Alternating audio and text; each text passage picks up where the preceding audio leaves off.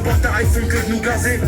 On salue leur courage parce que c'est aussi 300 jours de résistance sur tous les plans.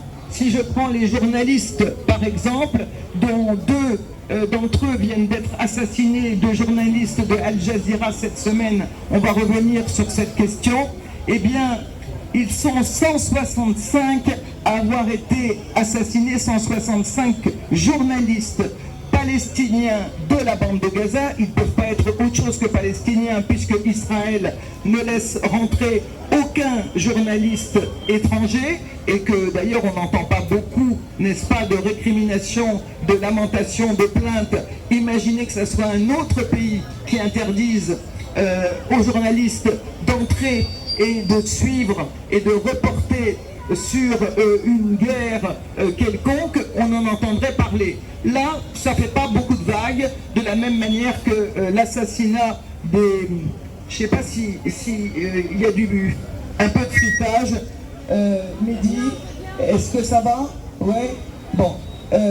Et donc, je voulais saluer leur courage parce que les journalistes qui sont encore vivants continuent malgré cela tous les jours, et c'est pas facile, à nous envoyer des informations sur la situation, des images, et à chaque fois se donner la peine de trouver un angle pour que, entre guillemets, on ne se lasse pas, qu'on ne s'habitue pas à ce génocide, qu'on continue à en parler, pendant que ici, on nous dit que c'est la fête, paraît-il, avec les JO. Nous, on ne voit pas tellement la fête, on voit beaucoup d'interdictions, beaucoup de QR codes, beaucoup de... Merci. Beaucoup de gens qui fuient, même, je dirais, la capitale à cause des JO. Et surtout, on voit d'autant moins la fête que inviter à ces JO des génocidaires, l'État d'Israël et ceux qui les représentent, ça fait pas très festif. Donc je voudrais, on donnera la parole sur tous ces sujets à plusieurs personnes. Vive la résistance du peuple palestinien! Et vive la résistance du peuple palestinien!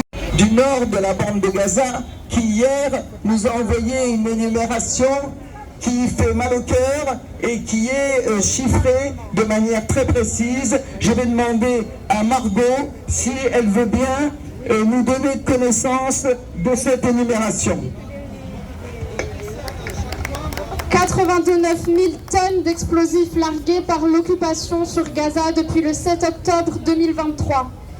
39 436 morts palestiniens, dont 16 194 enfants, 11 970 femmes et 6 570 personnes âgées.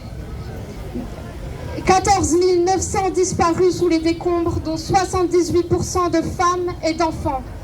70 personnes, enfants et personnes âgées sont mortes de la faim, la malnutrition et du manque de nourriture dans la bande de Gaza.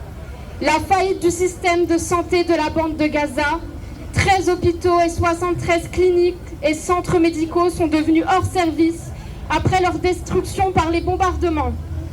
543 infirmiers, médecins et secouristes assassinés. 169 établissements médicaux détruits. 463 pharmacies détruites. 155 laboratoires d'analyse médicale détruits. 182 journalistes assassinés. 19 700 enfants orphelins.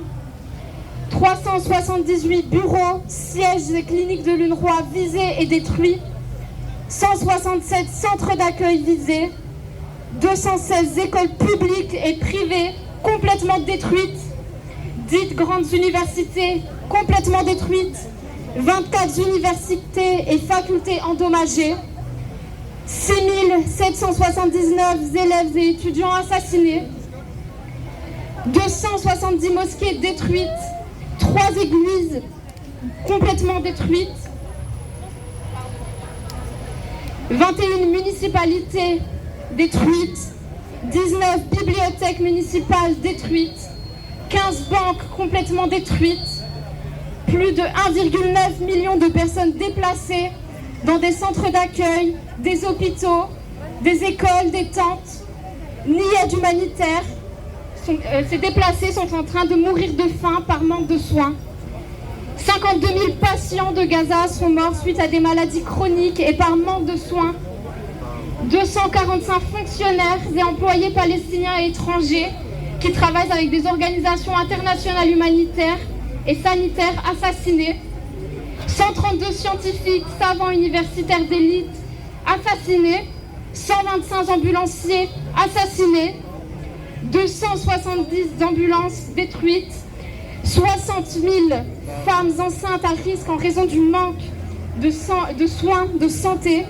199 agents municipaux assassinés, 276 000 unités d'habitation détruites partout dans la bande de Gaza, 4 970 Palestiniens arrêtés de force par les occupations et détenus jusqu'à présent dans les prisons de l'occupation, 99 sportifs et athlètes assassinés, 321 ministères et lieux publics bombardés et détruits, 287 sites touristiques, historiques et archéologiques visés et endommagés, 2776 puits d'eau visés et endommagés. Les pertes économiques de cette agression sont estimées à 39 milliards d'euros.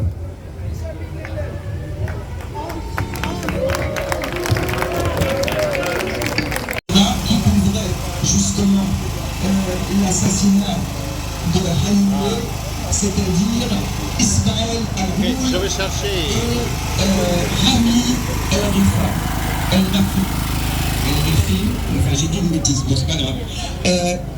Donc, je crois que c'est important d'analyser le fait que ça fait 10 mois qu'Israël n'a pas réussi à vaincre la résistance à Gaza, malgré toutes ces armes, malgré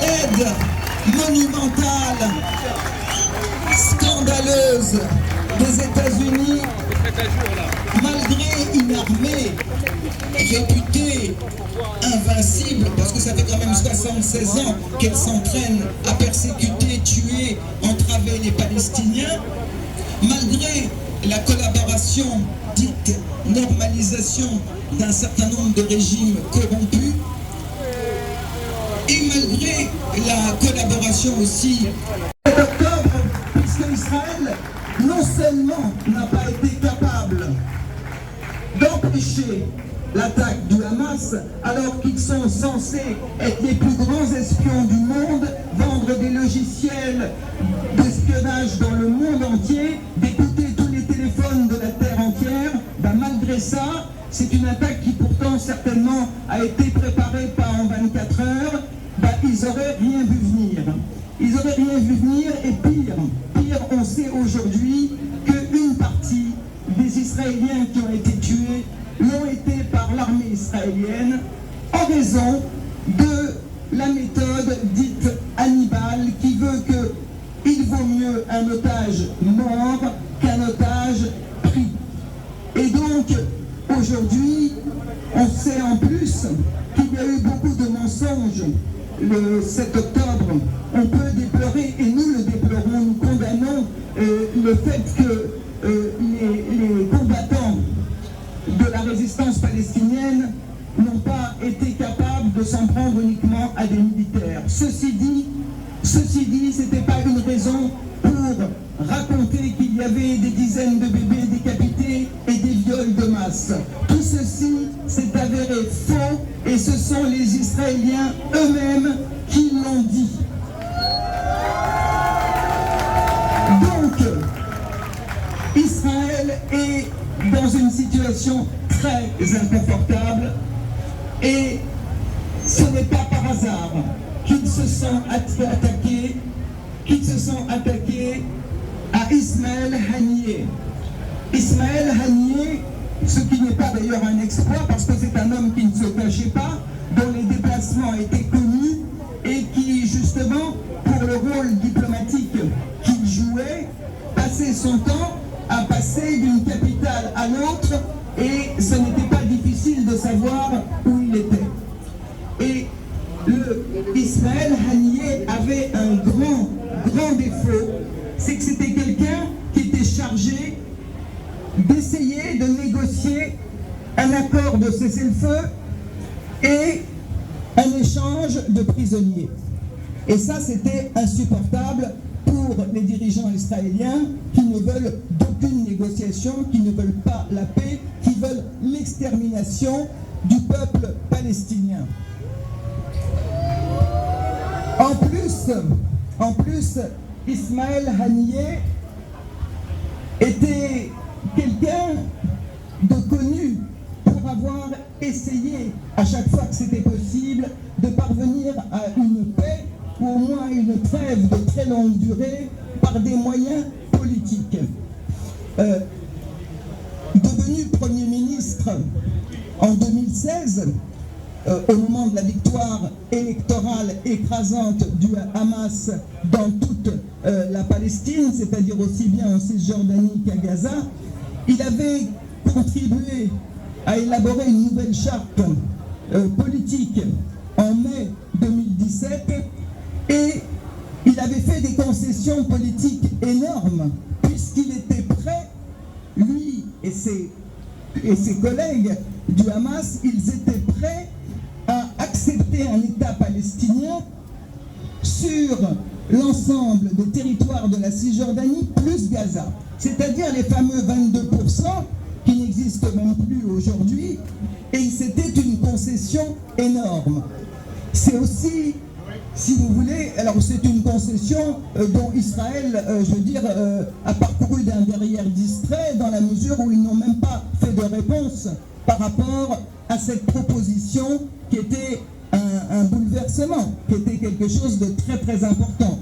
Donc c'est ensuite qu'il n'est resté plus qu'un seul moyen, la lutte armée, pour essayer de venir à bout de cette occupation, de cette colonisation qui durait et qui dure depuis 76 ans.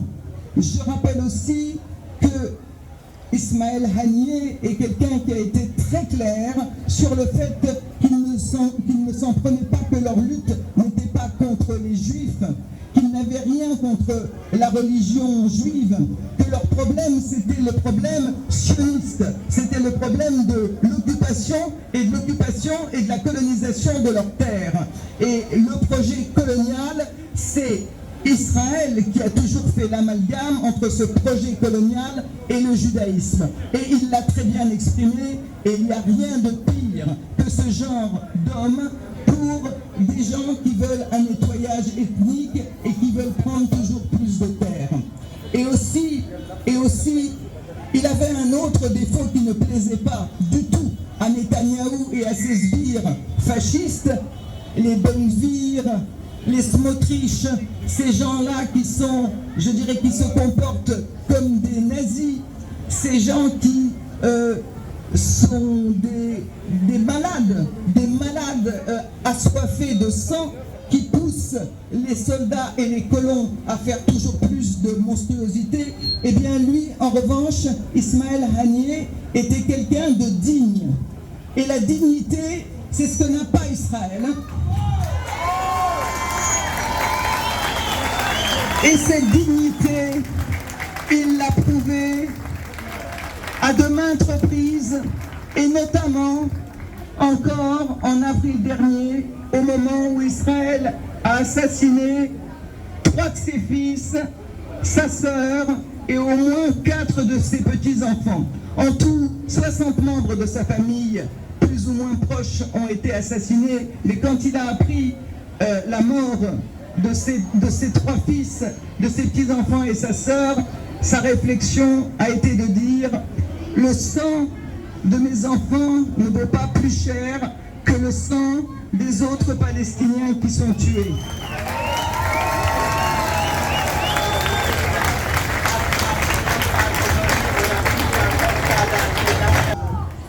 Donc nous sommes dans cette situation et je crois que l'assassinat du numéro 2 du Hezbollah, Fouad Choukr, l'assassinat des journalistes de Al Jazeera qui avaient le tort d'être des gens qui montraient de l'empathie avec les Palestiniens, qui avaient refusé de quitter la zone la plus dangereuse de Gaza, qui eux-mêmes disaient, Ismaël Al-Roul disait, souvent les enfants autour de moi me demandent de la nourriture, mais j'ai pas honte de dire que moi aussi j'arrive pas à dormir tellement j'ai faim. Et ces gens-là qui n'avaient pas vu depuis 10 mois leur famille, pour pouvoir justement se consacrer à témoigner, ces gens-là méritaient bien entendu d'être assassinés par les fascistes israéliens. Mais nous devons être extrêmement vigilants. Et quand je dis vigilant, je ne parle pas, n'est-ce pas, de faire attention à son voisin dans le métro ou s'il y a un paquet qui est resté par terre à côté de nous. Cette fameuse sécurité dont on nous rebat les oreilles. Non, je crois que s'il faut être vigilant, c'est par rapport à la montée du nationalisme, à la montée de ce qu'on appelle le patriotisme, en vérité des va-t-en-guerre. Et on le voit dans les discours, par exemple, de Macron, qui a dit qu'il ne fallait pas se contenter d'armer l'Ukraine, mais qu'il fallait envoyer des soldats sur place. Donc la manière dont on pousse les gens à s'habituer à l'idée de guerre, ça c'est quelque chose de très dangereux et nous ne devons absolument pas nous laisser embarquer et nous devons être d'une résistance aussi implacable que celle des Palestiniens. Et on peut dire, votre sale guerre, on n'en veut pas. Votre sale guerre, on n'en veut pas. Votre sale guerre, on n'en veut pas. Votre sale guerre, on n'en veut pas. Votre sale guerre, on n'en veut pas. Votre sale guerre, on n'en veut pas. Votre sale guerre, on n'en veut pas. Ensemble on est plus fort que tous les marchands morts. Ensemble on est plus fort que tous les marchands morts. Ensemble on est plus fort que tous les marchands. Les aides humanitaires palestiniens ou d'origine palestinienne sont empêchés de participer aux missions médicales humanitaires à Gaza par l'État génocidaire. Qu'ils soient américains ou ayant d'autres nationalités dont l'origine est palestinienne, les médecins humanitaires sont interdits de rentrer à Gaza, fournir les soins médicaux à la population. Selon des notes internes de l'Organisation mondiale de la santé, obtenues par CNN. Et c'est entretenu avec des médecins de plusieurs organisations d'aide médicale qui affirment que cette politique les a obligés à éviter de recruter tout travailleur médical d'origine ou de carte d'identité palestinienne lors de leur voyage. C'est le cas du docteur Gilad Suleiman, américano-palestinienne, qui s'apprêtait à retourner aider les malades de Gaza, mais qui ne peut plus y aller.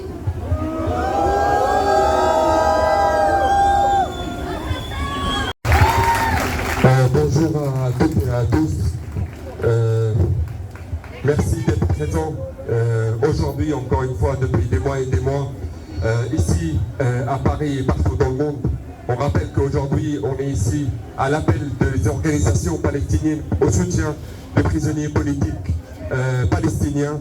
Ces prisonniers politiques qui sont arrivés, plus de 17 000 prisonniers aujourd'hui, des milliers et des centaines qui sont considérés comme disparus de la bande de Gaza, qu'on n'a aucune information où ces prisonniers se trouvent. On est devant cette barbarie dans les prisons israéliennes où la torture, elle a coûté la vie de plus que de 50 prisonniers politiques palestiniens. Et on voit tous les jours ces vidéos et les histoires et la dernière enquête sur la viol des prisonniers politiques palestiniens. C'est pour ça qu'aujourd'hui, cette journée internationale au soutien au peuple palestinien, à sa résistance et à ses résistants dans les prisons.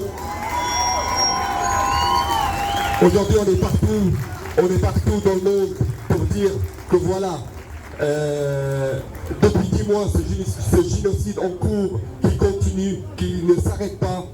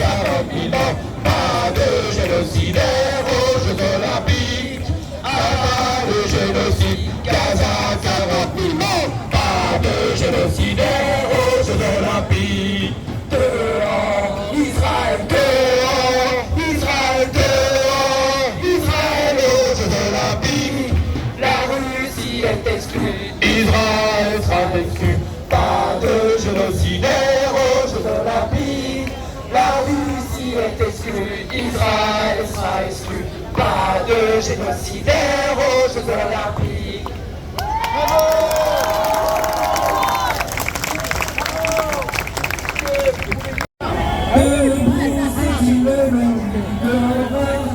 Debout, Palestine en danger.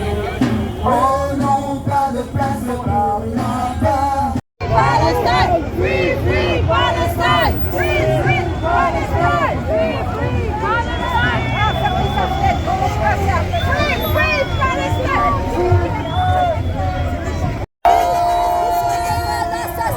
Les enfants de Palestine, Israël assassine les enfants de Palestine. Assassine les enfants de Palestine. Israël assassine les enfants de Palestine. Israël assassine les enfants de Palestine. Israël assassine les enfants de Palestine. Israël assassine les enfants de Palestine. Israël assassine les enfants de Palestine. Israël assassine les enfants de Palestine.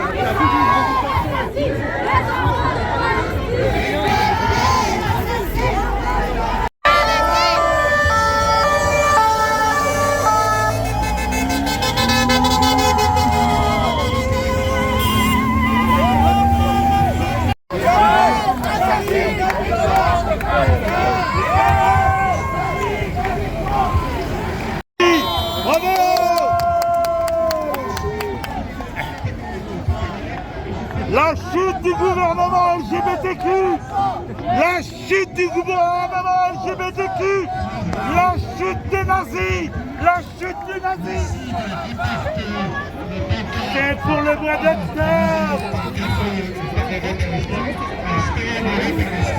Le monde entier est au courant qu'on a des travestis au gouvernement.